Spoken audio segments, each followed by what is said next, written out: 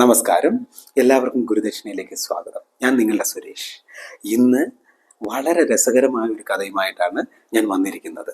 ഈ കഥ യമകുമാരൻ എന്ന ഒരു യുവാവിനെ പറ്റിയിട്ടുള്ളതാണ്. അപ്പോൾ നമുക്ക് കഥയിലേക്ക് കിടക്കാം. ആദ്യം തന്നെ ആരാണ് യമകുമാരൻ എന്ന് നോക്കാം. ഒരിക്കൽ യമദേവൻ ഭൂമി സന്ദർശിച്ചപ്പോൾ അതിസുന്ദരിയായ ഒരു യുവതിയെ കാണുകയുണ്ടായി. അദ്ദേഹത്തിന് വളരെ ഇഷ്ടപ്പെടുകയും തൻ്റെ വേഷം മാറി അദ്ദേഹം ഭൂമിയിലെത്തി ഈ യുവതിയെ കല്യാണം കഴിക്കുകയും ചെയ്തു. കല്യാണം കഴിച്ച് ആദ്യത്തെ വർഷം വളരെ സന്തോഷകരമായിരുന്നു. അവരെല്ലാം നല്ല അഡ്ജസ്റ്റ്മെൻറ്റിൽ അങ്ങനെ പോയിക്കൊണ്ടിരിക്കുകയായിരുന്നു. അതിനുള്ളിൽ അവർക്ക് ഒരു കുട്ടിയും പിറക്കും. ആ കുട്ടിക്ക് യമകുമാരൻ എന്ന പേരിടുകയാണ്.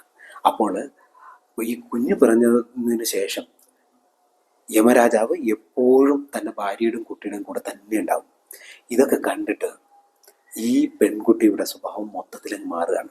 ശരിക്കും പറഞ്ഞാൽ അവർക്ക് പുറത്ത് കാണുന്ന സൗന്ദര്യം ഉണ്ടായിരുന്നുള്ളൂ, ആളിച്ചിരി വിശകായിരുന്നു. അവർ എന്തൊരു കാര്യത്തിനും വഴക്ക് കൂടുന്ന ഒരു പ്രാകൃതമുള്ളവരായിരുന്നു യമരാജാവിൻ്റെ ഭാര്യ.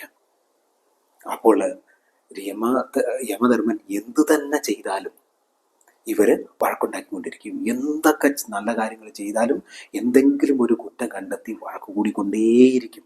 ഒരു സ്വസ്ഥതയുമില്ലാത്ത രീതിയിൽ വഴക്കടിക്കാൻ തുടങ്ങി.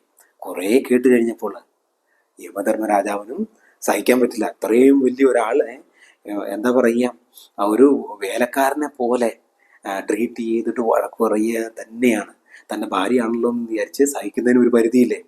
ഇദ്ദേഹവും തിരിച്ച് വഴക്കൂടാൻ തുടങ്ങി. അങ്ങനെ വീട്ടിൽ എപ്പോഴും വഴക്കായി. അവസാനം യമധർമ്മനും രാജാവിനും ഒരു കാര്യം മനസ്സിലായി. ഇവളുമായിട്ട് വഴക്ക് കൂടി തോപ്പിക്കാൻ പറ്റില്ല എന്നുള്ള കാര്യം അദ്ദേഹത്തിന് മനസ്സിലായി. അങ്ങനെ അദ്ദേഹം എന്ത് ചെയ്താൽ ഒരു ദിവസം പെട്ടെന്ന് അങ്ങോട്ട് അപ്രത്യക്ഷനായി.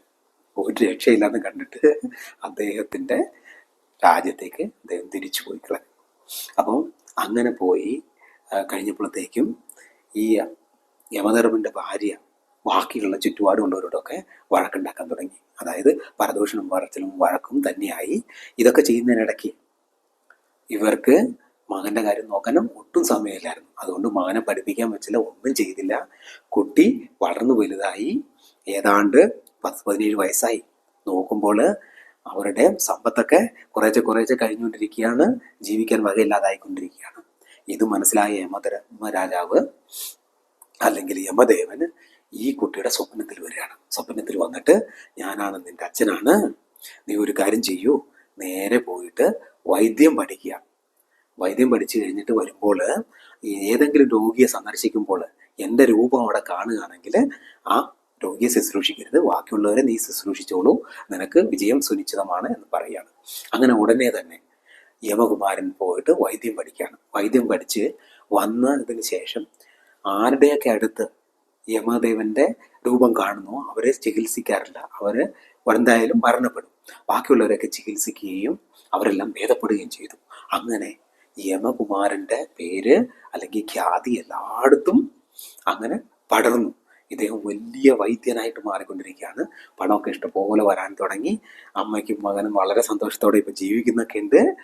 പക്ഷേ തൻ്റെ അമ്മ ഇപ്പോഴും വഴക്കൊന്നും നിർത്തിയിട്ടില്ല കേട്ടോ. അതങ്ങനെ തുടർന്നുകൊണ്ടിരിക്കുകയാണ്. പക്ഷേ യമകുമാരന് വളരെ നല്ല പൊസിഷനിലെത്തി വലിയൊരു വൈദ്യനായിട്ട് മാറിയിരിക്കുകയാണ്. അങ്ങനെ ഇരിക്കും ഒരു നാള് തൻ്റെ രാജ്യത്തിലെ രാജകുമാരിക്ക് തീരെ സുഖമില്ലെന്ന് അറിയുകയാണ്. പല വൈദ്യന്മാരും പല നാട്ടിൽ നിന്നും വന്ന് ചികിത്സിച്ചിട്ടും രാജകുമാരിക്ക് ഒട്ടും കുറവില്ല. അപ്പോഴാണ് രാജാവിൻ്റെ ഭടവന്മാര് യമകുമാരനെ കുറിച്ച് അറിയുന്നത്. അദ്ദേഹത്തെ കൂട്ടിക്കൊണ്ട് രാജകുമാരിയുടെ അടുത്ത് ചെല്ലുകയാണ്. അവിടെ ചെന്ന് യമകുമാരൻ നോക്കുമ്പോൾ എന്താണ് കാണുന്ന കാഴ്ച? യമദേവന്റെ രൂപം രാജകുമാരിയുടെ അടുത്ത് കാണുകയാണ്. ഇത് കണ്ട ഉടനെ അത്രയും സുന്ദരിയും സുശീലമായ കുട്ടിയെ വിട്ടുപോരാൻ യമകുമാരന് കഴിയുന്നില്ല. അദ്ദേഹം തൻ്റെ അച്ഛനെ വിളിച്ചിട്ട് കരയുക. ഇവനെ രാജകുമാരിയെ ഒന്നും ചെയ്യരുത്, കൂട്ടിക്കൊണ്ട് പോകരുതെന്ന് പറയുകയാണ്. അപ്പോൾ നീ ഇത്രയും പറഞ്ഞതല്ലേ, അതുകൊണ്ട് എനിക്ക് ആകെ കൂടെയുള്ള ഒരു ചാൻസ്, ഒരു പ്രാവശ്യത്തേക്ക് ആയുസ് നീട്ടിക്കൊടുക്കാം എന്ന് പറഞ്ഞിട്ട് 3 ദിവസം ആയുസ് നീട്ടിക്കൊടുക്കുകയാണ്. ഇതിനുള്ളിൽ യമകുമാരൻ ആലോചിക്കാൻ എങ്ങനെയാണ് രാജകുമാരിയെ സംരക്ഷിക്കാൻ ഇങ്ങനെ ആലോചിച്ചുകൊണ്ടിരിക്കുകയാണ്.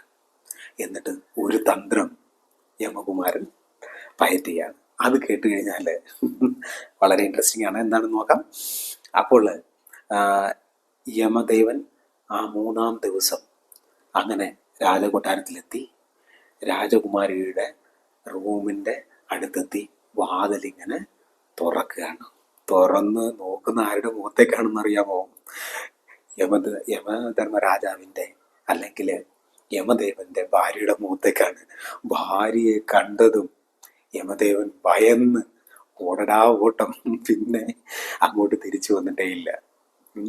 അങ്ങനെ യമകുമാരൻ ആ രാജകുമാരിയെ രക്ഷിച്ചു. അപ്പോൾ ഇത് മനസ്സിലാക്കിയ രാജകുമാരിയെ രക്ഷിക്കാൻ കഴിഞ്ഞ യമകുമാരന് തന്നെ തൻ്റെ പുത്രിയെ രാജാവ് കല്യാണം കഴിപ്പിച്ച് കൊടുക്കുകയും അവിടുത്തെ യുവരാജാവായിട്ട് വാഴ്ത്തുകയും ചെയ്തു. അങ്ങനെ അവരവിടെ വളരെ സന്തോഷകരമായിട്ട് ജീവിച്ചു. ഇതാണ് യമകുമാരൻ്റെ കഥ. Thanks for watching. Bye bye.